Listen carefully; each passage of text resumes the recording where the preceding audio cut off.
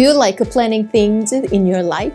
Yes, I do. And I prefer to have some plans for everything. What to eat, what to do, where to go, and when to do, and what to say.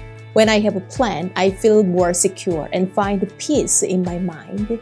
However, I always experience that our life does not go as planned, and we need to be flexible. So what plan do you have in this season of your life, and why is it so important for you? And what do you do when it does not go as it should be, it could be, or it would be? Today, Pastor Chris will conclude our November sermon series, Redefine, and we will be invited to redefine happiness in life with Jesus' teaching with the parable of the rich fool in the Gospel of Luke. Also, I am excited to introduce our Advent sermon series beginning next week. This the season, traditions that get us ready for Christmas, to revisit our Christmas traditions to usher this joyful season of the year. Let us open our hearts and mind to open our worship to our God, the source of goodness and the author of life. Did you notice Christmas seems to come earlier and earlier with each passing year? With all the stress and conflict in the world, who doesn't need more cheer? But where do we get the traditions we use to prepare for Christmas? Whether it's the way we count down or how we decorate our houses, the music that gets played, and the food we share. Come get ready to celebrate and put on your ugliest sweater for 'Tis the Season, Traditions That Get Us Ready, beginning November 27th.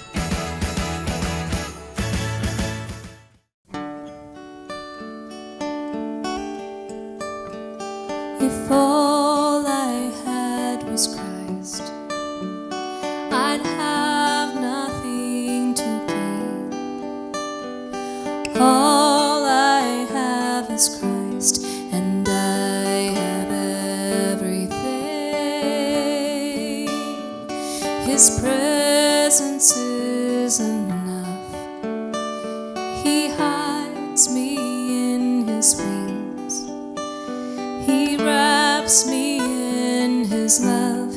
He stirs my heart to sing. My life is in His hands. He is my confidence. He keeps His promises forever and amen. He's gentle with my heart. He knows each tear I cry. There's healing in His scars for every one of mine. My life is in His hands. He is my confidence. He keeps His promises forever and amen. I have never known a love like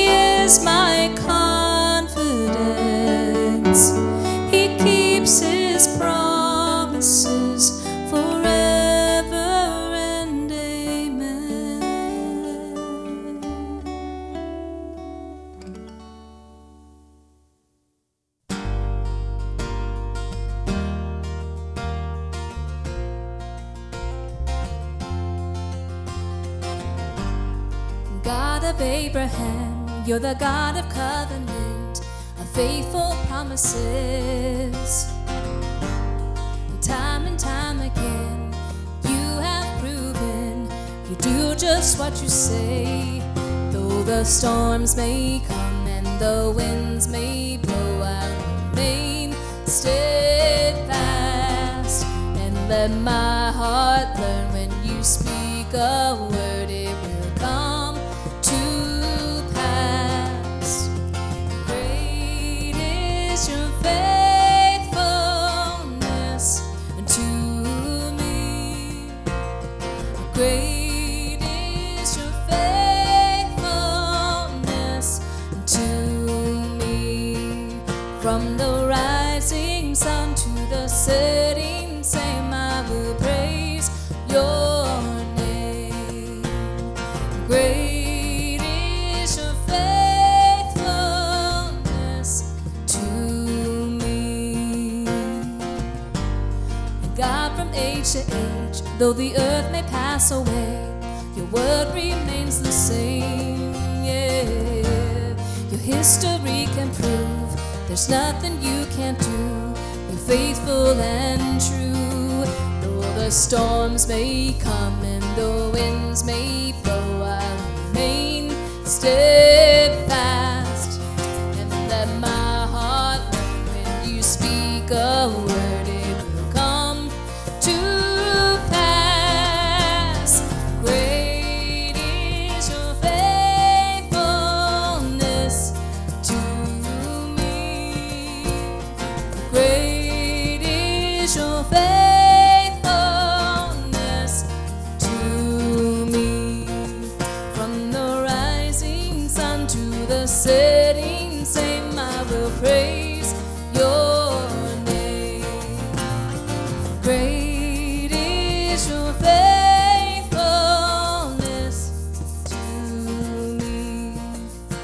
I put my faith in Jesus, my anchor to the ground, my hope and firm foundation. He'll never let me down. I put my faith in Jesus, my anchor to the ground, my hope and firm foundation. He'll never let me down. He'll never let me down. I still bless you in the middle of my storm, in the middle of my trial. I still bless you when I'm in the middle of the road and I don't know which way to go. I still bless you. I've got a reason to bless your name. You've been faithful. I still bless you. I will bless your name. I will bless your name.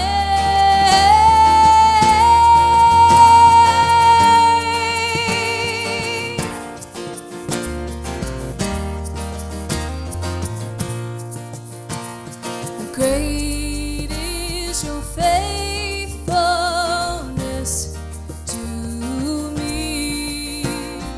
Great is your faithfulness to me. From the rising sun to the setting same, I will praise your name. Great is your faithfulness to me. From the rising sun to the setting same, I will praise your name. Great is your faithfulness to me. Hello and welcome to our online service this Thanksgiving season, inviting us to count all the blessings and express our gratitude to God and to the people around us. I am very grateful for your presence in this online space as we build up the community of faith together. If you are looking for a community on your journey, if you have prayers and concerns you want to share, you want to lift up, please let us know by using our online connect card by finding the link on the screen. We'd love to hear from you and connect with you. I cannot believe Thanksgiving is just around the corner this year, and we invite you to be a part of our Thanksgiving food drive for families in need this season. We are working with one of our mission partners, a neighborhood center serving families in Camden County in New Jersey, to deliver Thanksgiving meals on time. We close the collections this weekend, November 20th. You can find a shopping list at haddonfieldumc.org/now, and after shopping, you can drop them off anytime in the church by this weekend. Or you can be a part of this important mission through your monetary donations at haddonfieldumc.org/give. In this season of abundance, we invite you to our annual Mihwa Lee Memorial Organ Recital on November 20th at 7 o'clock in our sanctuary, presented by Dr. Jens Kordefor. This is a free concert without tickets, and everyone is welcome to join in person or online. Also, the New Jersey Master Chorale's Christmas concert titled Love Came Down at Christmas is coming. It will be offered on December 11th at 7 o'clock, featuring Handel's Messiah with the Philadelphia Orchestra and friends. And this is also a free concert inviting everyone. And you can find the free tickets on our website at haddonfieldumc.org. Both concerts will be live streamed on our website, so please come and these beautiful concerts in person and online to celebrate the season of abundance together. I know Christmas is an especially exciting season for all children, and we invite the children and families to two special events on December 4th. At 4 o'clock, we offer an interactive family Christmas concert with various musical instruments featured by the New Jersey Master Chorale. And after the concert, all children are invited to join Advent workshop with Christmas crafts and sugar cookie decorations. This is a free family event for all children and students beginning at 5 o'clock on December 4th. And please know that all are welcome to join these two exciting events to celebrate this joyful season. Today, we want to express our deep gratitude for your generosity throughout the years. Because of your generosity, we have been able to continue to worship during the pandemic and provide faith formation programs and serve communities in and out and offer hope to surrounding communities. So 1,000,000 thanks to you for your faithfulness, generosity, and perseverance regardless of the challenges ahead of us. In this season of the Fall Stewardship Campaign, and we invite you to continue partnering with us for God's mission next year by submitting your pledge card for 2023. The pledge cards are available online with a link on the screen, or the printed copy is available around the church building. And we acknowledge that our offering is the expression of our faith and a form of worship. So please continue to plant the seed of hope and seed of love with us in and beyond our community through your giving. You can give today online at haddonfieldumc.org/give, or text the word give to the number on the screen. So let us go to God in prayer as we prepare our hearts to listen to the word for us today. The author of life, we give you great thanks for every gift in our lives. We confess sometimes we take for granted so many things. Please shift our eyes to see how you are working with us and in us in our everyday life. Help us to go deeper to tap the source of your love and your grace in our everyday life. Let us deeply rooted in your promise and help us to be the hands and feet of Jesus in this hurting world. We pray in Jesus' precious name. Amen. Have you ever worked hard without reaching success? Do you ever feel that others have more wealth? Do you ever think that if you had a little more, you'd be happy? Many of us spend our lives working hard to climb the ladder of success. But what happens if you get to the top of the ladder, only to find it's leaning against the wrong wall? Come ready to learn how Jesus teaches us to redefine success, wealth, and happiness.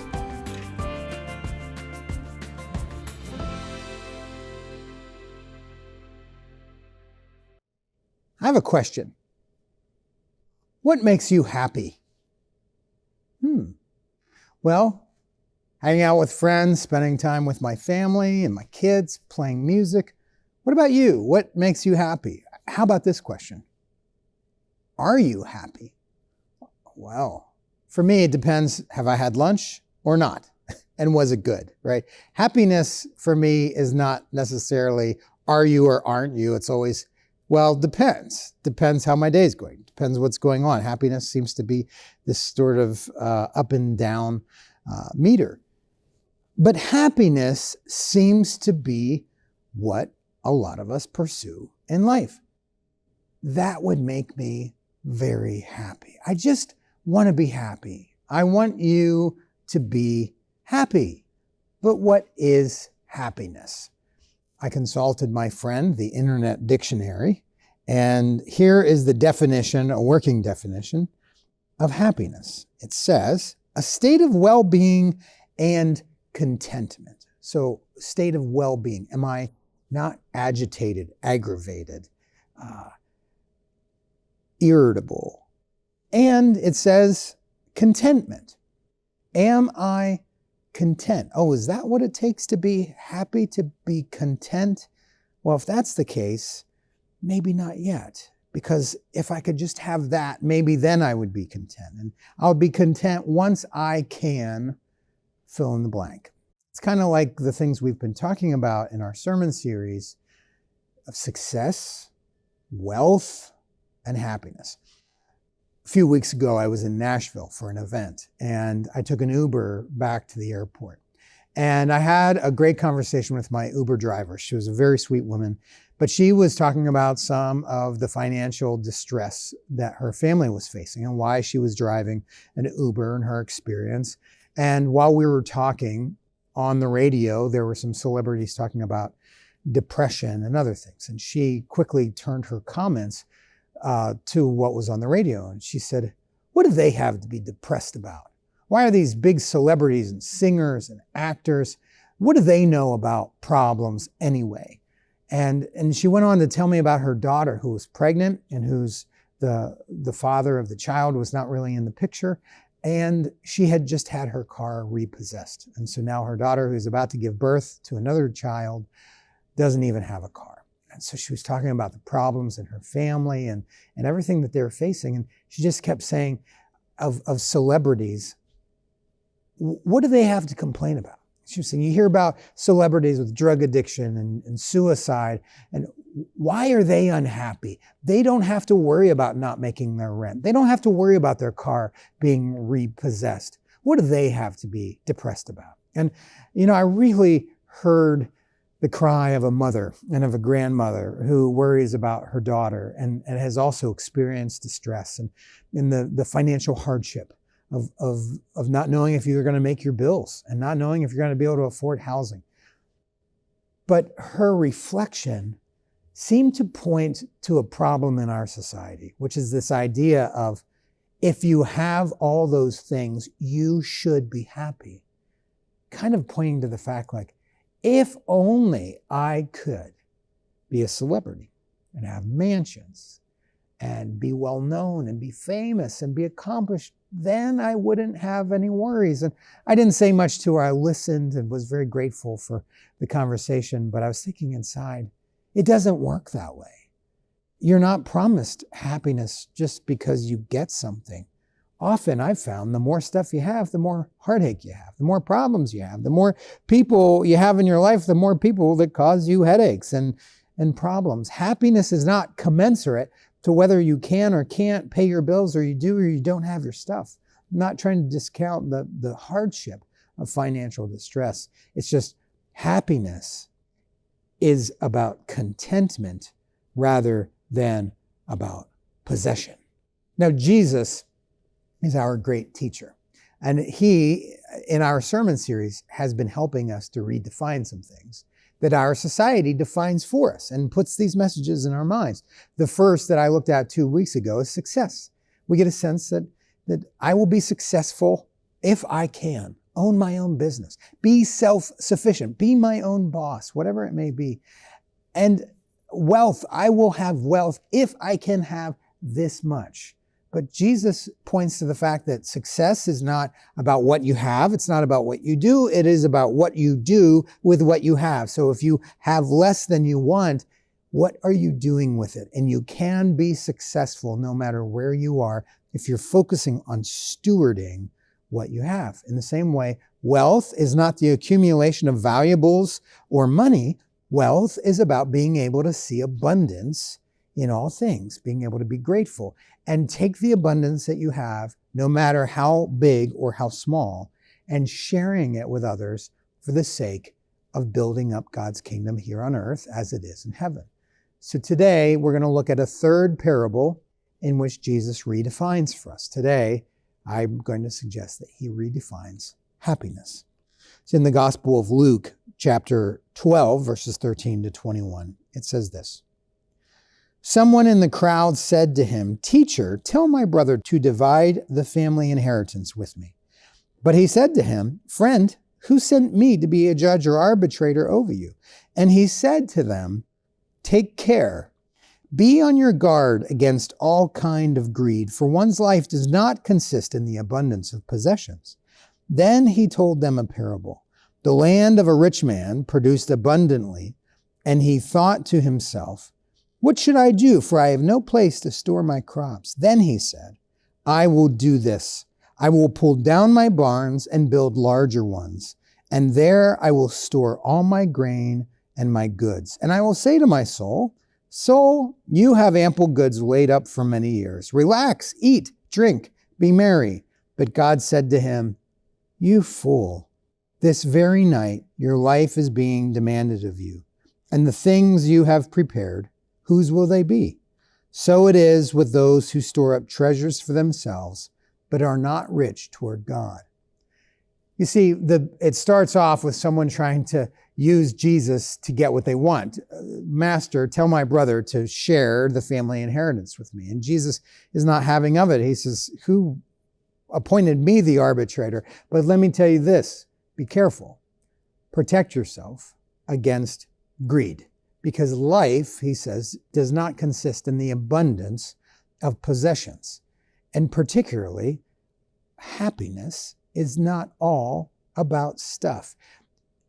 He starts that off by saying, beware, be careful, protect yourself against greed. You know, Jesus teaches about money more than any other single topic in the Gospels. 11 out of 39 parables that he tells are all about money and resources. It's not, I believe, because Jesus cares about money so much, but he knows that there are spiritual implications for our relationship with our stuff and our money. And so here he is using it as an example to teach others that greed can corrupt the nature of how we are true to ourselves. Greed can distort the image of who we are. It can take away from the essence of our true self. Who's our true self? Our true self is what God created us to be. And greed puts us in a place where we are not faithful to who we really are, but instead we operate out of scarcity, seeing others, like here, the brother, as the enemy because of stuff. And so he tells this story. Now, this story reflects another teacher in the Bible. In the month of September here, I preached a sermon series on the book of Ecclesiastes. And during that time, I said, Jesus must have been a student, a scholar, and a teacher of Ecclesiastes, because a lot of his teachings sound a whole lot like what we find in Ecclesiastes. And this story particularly is one such thing that, to me, if you read Ecclesiastes, it reflects that Jesus is invoking this wisdom book from the Hebrew scriptures.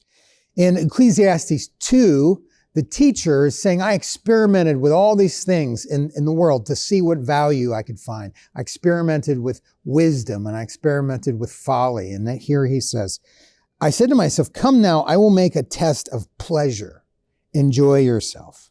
But again, this also is vanity. And then he went on to give this big list. He said, I built houses, planted vineyards for myself. I made myself gardens and parks and planted them, all kinds of fruit trees. I made myself pools from which to water the forest of growing trees. I bought male and female slaves. I had slaves who were born in my house. I also had great possessions of herds and flocks, more than any who had been before me in Jerusalem. I also gathered for myself silver and gold and the treasure of kings and of provinces. I got singers, both men and women, and delights of the flesh and many concubines. So I became great and surpassed all who were before me in Jerusalem. He says, whatever my eyes desired, I did not keep from them. I kept my heart from no pleasure, for my heart found joy in them. But then he says, I turned to consider wisdom and madness and folly. What can one do who comes after the king? He says, but I perceived the same fate befalls all of them, meaning the rich, the poor, the wise, the foolish. Do you hear what he's saying? This person, presumably King Solomon, is saying, I tried to find happiness in the accumulation of possessions. I think the modern version of this list. I had a BMW Z4. I had a Porsche. I had a helicopter. I had a house in California. I had a house in Aspen. I had a place by the shore. I had a place in Florida. I traveled to Europe. I bought an NFL team. I did it all. There's nothing I wanted that I kept for myself. That's what he's saying. And then he says, and then I realized that I'm going to die. And everything I have is what's going to happen to it, right? And Ecclesiastes says, I hated my life. It's kind of like my Uber driver who said, what do they have to be unhappy about? When you look at the writer of Ecclesiastes, it's like, you had all this stuff and you hated your life? What's wrong with you? Why aren't you happy? But Jesus interprets Ecclesiastes and he says, happiness is not found in that stuff. The end of that chapter in Ecclesiastes, he says, finally, I saw that the best thing for us to do is to please God. For pleasing God, we find our greatest satisfaction. And what Jesus is in this parable is that there is a man who decided, after having kind of hitting his number, if you will, early in life, he decided, you know what? I'm not going to work anymore. I'm just going to take it easy and I am going to be happy. And I'm going to invest everything. I'm going to build barns so I can live off the interest. And I've had it made. And Jesus says, if this is all your life is about, what happens is, as he says in the story, what happens if that night God says your life is demanded of you? What's the modern version of that? That night the man had a stroke or a heart attack or something happened and his life was taken from him. Was he happy? Was he fulfilled? Was it in vain? Jesus says, so it is with those who are wealthy, but not toward God, right? Who are not rich to God. Now, one could say what he's saying is if you're selfish or greedy, your life is going to be cut short. But that's not what Jesus is saying. And it's actually not what Ecclesiastes is saying. What Ecclesiastes says is it's a crapshoot. You never know. And if you think you're set up for life, your life might be cut short, or vice versa. The reality is, as Ecclesiastes says, havel ha-hevelim, which is we just don't know. It's like smoke. And what Jesus is pointing to for us is that if our goal is getting stuff, when we get there, we will realize that happiness is a goal line that is constantly moving. So then, how does Jesus redefine happiness for us? What is it all about? Being rich toward God. And Ecclesiastes says, pleasing God, living a life that is pleasing to God. I was thinking about this story, and I always like to try and imagine it in the current day. And I think about someone who hits their number early. I once knew a guy who worked as a CFO in Fortune 500 corporations, and he retired in his 50s. And he was telling me about the experience. And I said, why did you retire early? And he said, well, everyone has their number. And I said, what do you mean? He said, well, in what I do, everyone has a number that if you hit that number, you're willing to cash out. And he said, I hit my number, and I hit my number early. And I don't know what that number was. I don't even know what my number would be if there is such a thing, but he hit his number early. He got bonuses, he was successful, and he decided to retire early. So in this story, a guy imagine that he launches his own tech firm as a young 20 or 30 something, right? Well, you know that story. And the technology that he designs in his 20s and 30s takes off, and he sells it to a bigger corporation. And he cashes out early, and he decides that he's going to retire, and he's going to live the good life, and he's going to befriend celebrities. He's going to move in all the circles. And then that night, he's in a car accident, or he's diagnosed with a terminal illness.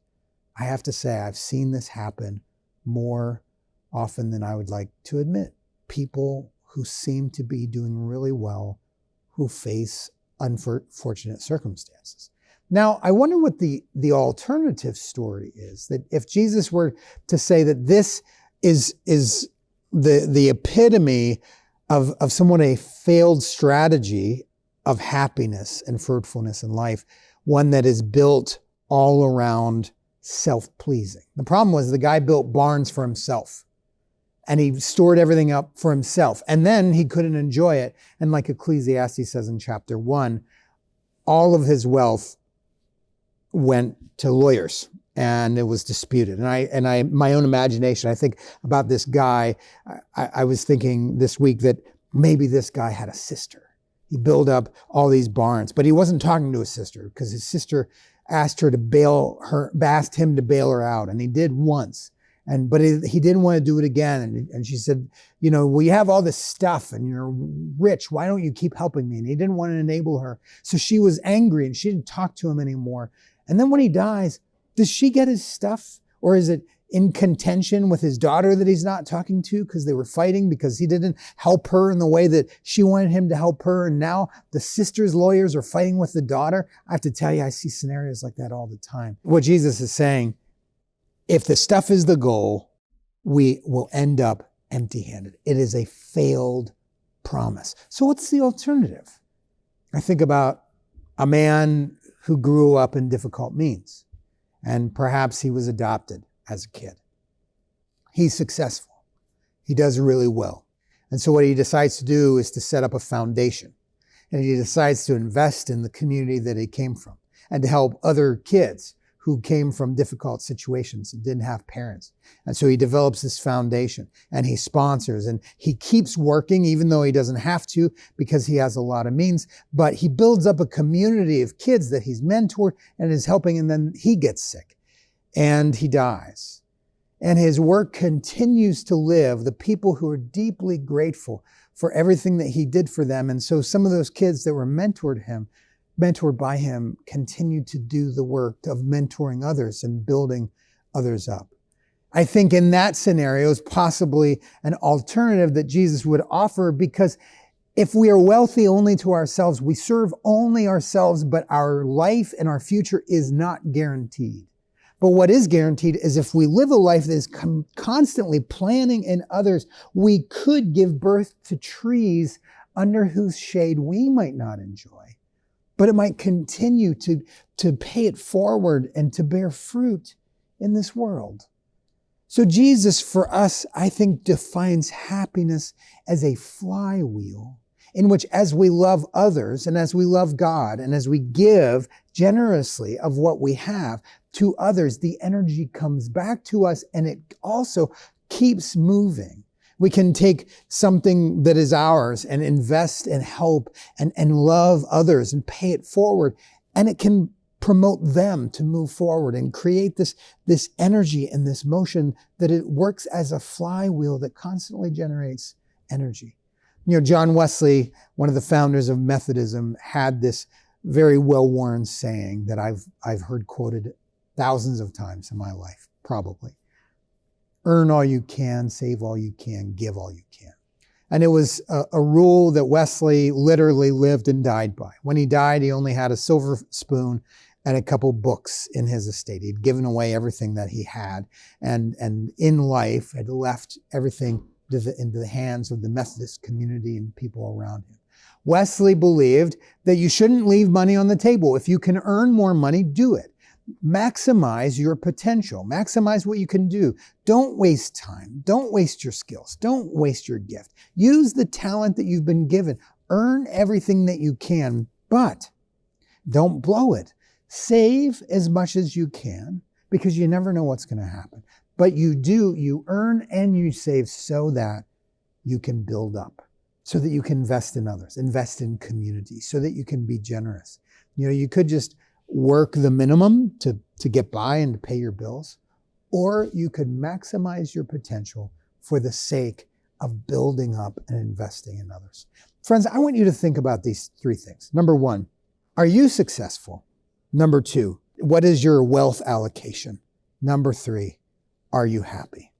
What Jesus says is that none of these things are determined by our job, by our stock portfolio, by our bank account. It all has to do with, can we acknowledge that what we have as a blessing, an abundance of goodness, can we put that to work so that we serve God by serving others? And when we do that, we create a flywheel of being of use to God. And happiness is found most when we are of use to God. We're in the flow. We're in the flow of God's energy. So I invite you to invest in ways in your own life in which you can be of service.